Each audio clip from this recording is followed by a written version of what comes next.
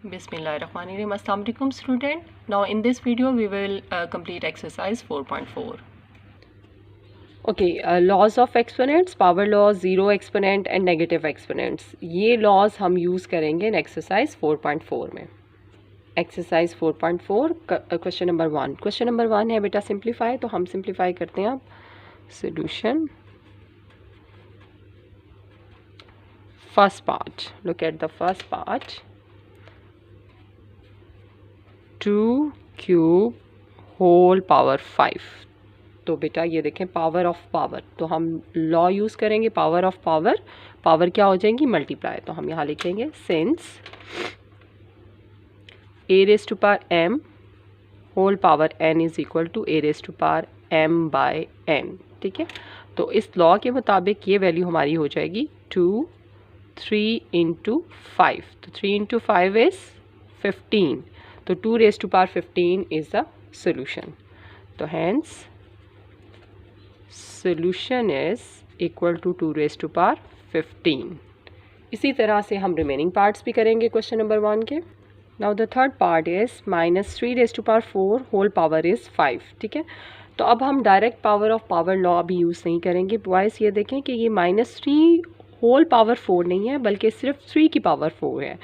तो अब इसमें हमने एक चीज़ कंसिडर करनी है कि अगर किसी ऑड नंबर की पावर, किसी नेगेटिव नंबर की पावर इवन हो तो रिज़ल्ट किसके इक्वल आता है, और अगर ऑड हो तो रिज़ल्ट किसके इक्वल आता है. पहले इसके लिए हम कंसिडर करते हैं एक एग्जांपल, फिर मैं आपको ये करवाऊंगी थर्ड पार्ट. ये देखें -2 raise to power 1. -2 raise to power 1 mean -2 one time, और -2 स्क्वायर मीन -2 इंटू -2. ठीक है, तो माइनस माइनस प्लस 2 2 ज़ा 4, या 2 स्क्वायर हो जाएगा. ठीक है, माइनस माइनस प्लस, और 2 इंटू 2 मीन 2 स्क्वायर. तो इस तरह से ये वैल्यू पॉजिटिव हो जाती है. और इसी तरह से अगर -2 क्यूब हो तो ये वैल्यू आएगी -2 इंटू -2 इंटू -2. तो माइनस माइनस प्लस और प्लस माइनस माइनस, तो साइन आया नेगेटिव, और 2 इंटू 2 इंटू 2 मीन 2 क्यूब. ठीक है, और इसी तरह से अगर हम लिखते हैं -2 रेज़ टू पावर 4, तो इसका मतलब है -2 मल्टीप्लाई बाय -2 4 टाइम्स. ठीक है, अब ये देखें minus minus plus, plus minus minus, minus minus plus, तो साइन आ गया पॉजिटिव, और 1 2 3 4 2 raise to power 4.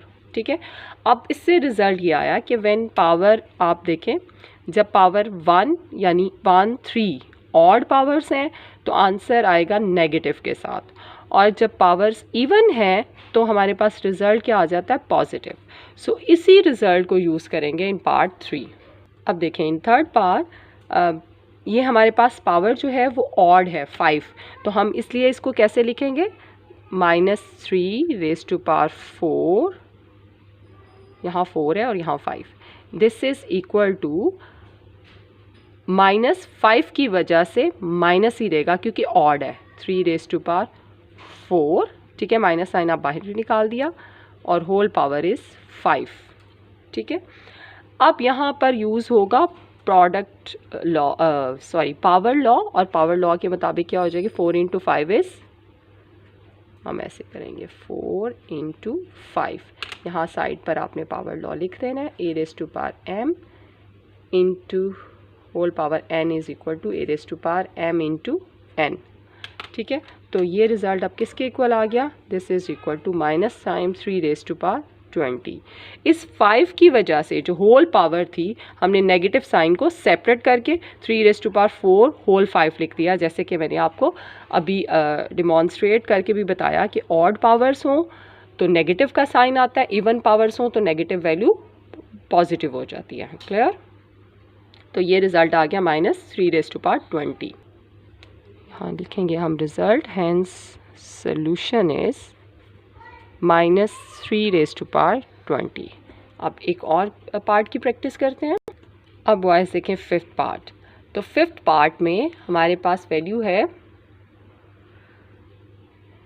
-m raise to power 7 whole power 4, यानी इवन पावर है. तो इवन पावर की वजह से ये नेगेटिव साइन क्या हो जाएगा, पॉजिटिव। तो हम इसे लिखेंगे minus m raise to power 7 whole power 4 is equal to m positive हो जाएगा और m raise to power 7 power 4। ठीक है, अब यहाँ पर पावर लॉ यूज़ होगा, पावर के साथ मल्टीप्लाई हो जाएगी। तो लॉ को हम साइड पर मेंशन करेंगे by using this law, since a raise to power m whole power n is equal to a raise to power m by n। ठीक है, तो इसको हम यहाँ ऐसे लिख देंगे m raise to power 7 into 4, 7 into 4, तो 7 इंटू 4 इज़ 28। तो आंसर आ गया, सोल्यूशन आ गया, hence solution is m raise to power 28। तो क्लियर हो गया। एक पार्ट हमने किया जिसमें आंसर नेगेटिव में आ गया था, ऑड होने की वजह से पावर, और यहाँ पर पावर इवन थी तो आंसर पॉजिटिव आ गया। अब नेक्स्ट पार्ट देखते हैं। अब बॉयज़ देखेंगे 7th पार्ट, इसमें -1/3 की पावर है 3 यानी क्यूब, और उसका होल क्यूब है। तो अब साइन सेपरेट नहीं है जैसे कि यहाँ सेपरेट था, ये पूरी वैल्यू का साइन है। तो अब जस्ट डायरेक्टली क्या करेंगे, power of power law use करेंगे हम। 3 इंटू 3 इज़ 9 हो जाएगा। तो बाय यूजिंग पावर लॉ, देखें इसका क्यूब था और होल क्यूब है क्वेश्चन में। ठीक, अलग से साइन नहीं है, उसी का साइन है। तो बाय यूजिंग प्रोडक्ट लॉ, जो कि हम साइड पर लिखेंगे, a raise to power m whole power n is equal to a raise to power m by n। तो इसके मुताबिक ये वैल्यू आ जाएगी -1/3 बेस, और पावर इनकी मल्टीप्लाई हो जाएगी, 3 इंटू 3 9, तो -1/3 पावर इज़ 9। ठीक है, अब हम इसको सोल्यूशन लिख देंगे। Hence solution is equal to -1/3 whole power 9। Clear. इस तरह से क्वेश्चन नंबर 1 के मैंने आपको ऑड पार्ट्स करवाए हैं, इवन पार्ट्स भी आप इसी तरह से सॉल्व करेंगे। अब हम करेंगे क्वेश्चन नंबर 2। तो क्वेश्चन नंबर 2 में फर्स्ट पार्ट है 12 रेज़ टू पावर -3।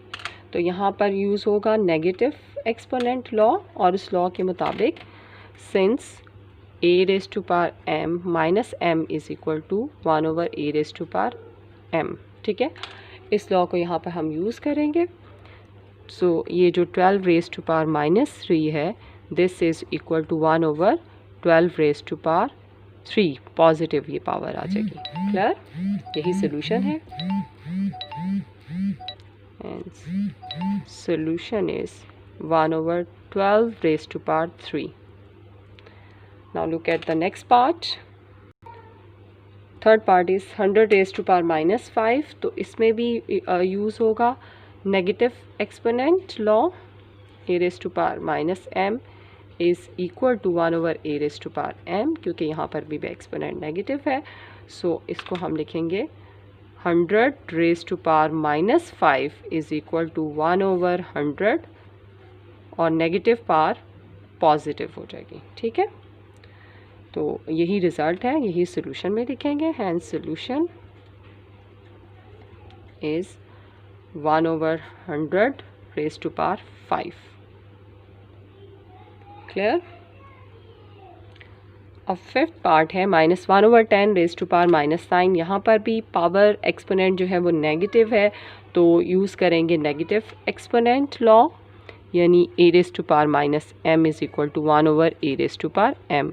इस लॉ के अकॉर्डिंगली ये जो वैल्यू है हमारी -1/10 रेज़ टू पावर -9, ये इक्वल आ जाएगी 1/-1/10 रेज़ टू पावर +9। ठीक है, अब इसको फर्दर कैसे सॉल्व करना है ये देखें। आपको पता है कि क्वेश्चन लॉ के अकॉर्डिंगली हमारे पास -1 की पावर भी 9 आ जाएगी और 10 की पावर भी 9 होगी। ठीक है, अब 1/रेसिप्रोकल जो है ये इस तरह से 1 डिवाइडेड बाय दिस करें तो ये 10 रेज़ टू पावर 9 ऊपर आ जाएगा और -1 रेज़ टू पावर 9 जो है वो नीचे आ जाएगा। ठीक है, 1 डिवाइडेड बाय दिस है तो ये वैल्यू क्या हो जाएगी, रेसिप्रोकल। अब देखें यहाँ पर इसको हम लिख सकते हैं 10/-1 होल रेज़ टू पावर 9। ठीक है, बाय क्वोशिएंट लॉ तो ये हमने क्वेश्चन लॉ के अकॉर्डिंगली इसको किया। ये भी क्वेश्चन लॉ कि अगर पावर हो इस तरह से a over b whole raise to power n, तो this is equal to a raise to power n over b raise to power n।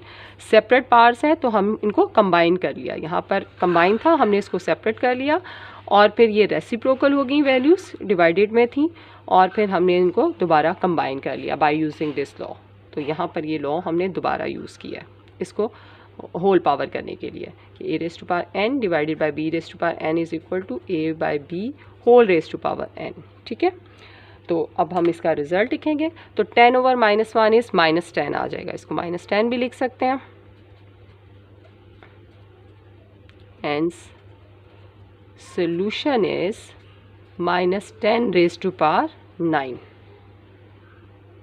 इस तरह से मैंने आपको सेकेंड क्वेश्चन के भी ऑड नंबर ऑफ़ पार्ट्स करवा दिए हैं। अब इवन नंबर ऑफ़ पार्ट्स आपने खुद करने हैं और उनकी पिक्स मुझे सेंड करनी है। Thank you.